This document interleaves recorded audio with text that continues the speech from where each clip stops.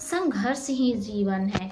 जो मुस्कुरा रहा है उसे दर्द ने पाला होगा। जो चल रहा है उसके पाँव में छाला होगा।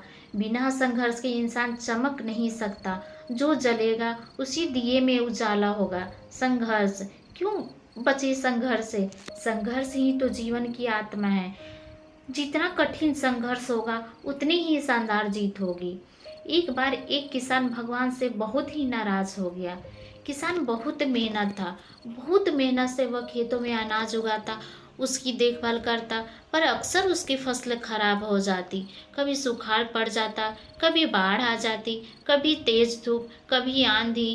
कोई न कोई कारण बन ही जाता कि उसकी फसल खराब हो जाती।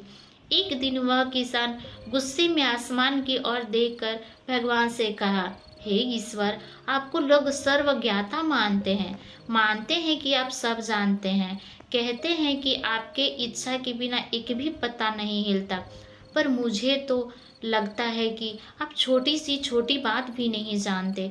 आपको तो ये भी नहीं पता कि खेती बाड़ी कैसे करते हैं।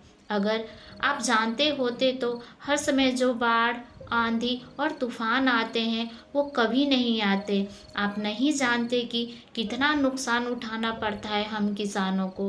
यदि आप मेरे हाथ में यह शक्ति दे दे कि जैसा मैं चाहूँ वैसा मैं मौसम कर दूँ, फिर आप देखना मैं अन्न के भंडार लगा दूंगा।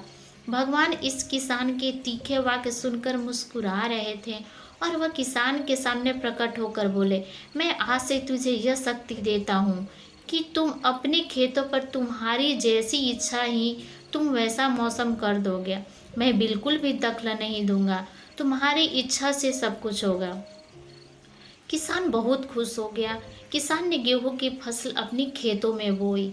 जब उसे लगा कि खेतों को धूप चाहिए तो खेतों को धूप मिले, जब पानी बरसाना चाहिए तभी पानी बरसा। आंधी, तूफान, बाढ़ कुछ भी उसने अपने खेतों पर आने नहीं दिया। किसान के खेत में इस वर्ष ऐसी फसल हुई जैसे कभी नहीं हुई थी। हरी भरी लहलहाती फसल। मन ही मन वह बहुत खुश हो गया और सोचने लगा, अब सबूत के साथ दिखाऊंगा भगवान को कि इसे कहते हैं शक्ति का सही उपयोग। मेरी सफलता देखकर उन्हें अपने नियम जरूर बदलने पड़ेंगे। कुछ दिन गुजरे, फसल कटने को तैयार हो गए। किसान बहुत उत्सुकता के साथ फसल को काटने लगा, पर जैसे ही उसकी नज़र गेहूं के बलियों पर गया तो उसने अपना सिर पीट लिया और वह रोने चिल्लाने लगा। गेहूं की एक भी बाली के अंदर गेहूं का दाना नहीं था। सारी बलियां अंदर से खाली थी। किसान बहुत दुखी हो गया। उसने भगवान को रोते हुए फिर पुकारा, हे प्रभु, तुमने ये मेरे साथ क्या किया? क्या तुमने मुझे कोई सजा दी? भगवान बोले, पुत्र, ये तो होना ही था। तुमने पौधों को संघर्ष करने का मौका ही कहाँ दिया? ना तो तुमने उन्हें आंधियों से जूझने दिया, ना तेज बारिश से सहने दिया। तो होना ही था। तुमने पौधों को संघर्ष करने का मौका ही कहाँ दिया? ना तो तुमने उन्हें आंधियों से जूझने दिया, ना तेज बारिश सहने दिया और ना ही धूप में तपने दिया। एक भी चुनौती का सामना तुमने उन्हें नहीं करने दिया। इसीलिए सारे पौधे अंदर से खोखले रह गए।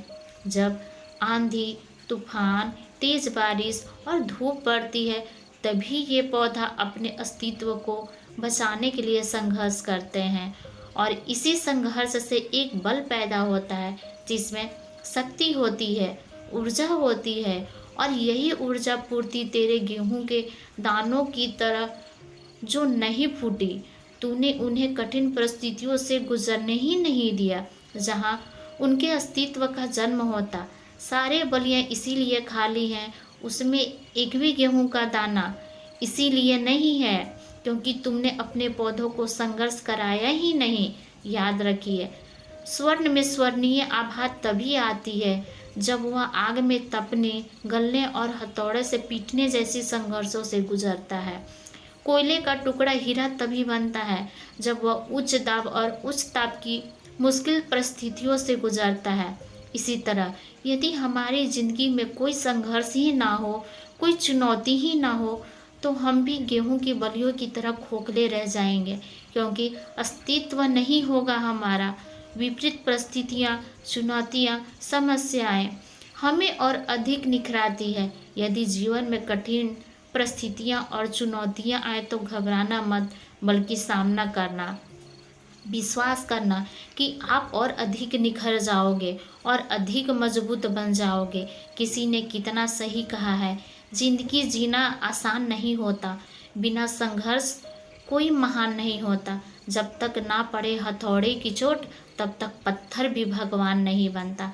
तो आपको ये हमारी कहानी अच्छी लगी हो तो प्लीज़ हमारे चैनल को सब्सक्राइब करना ना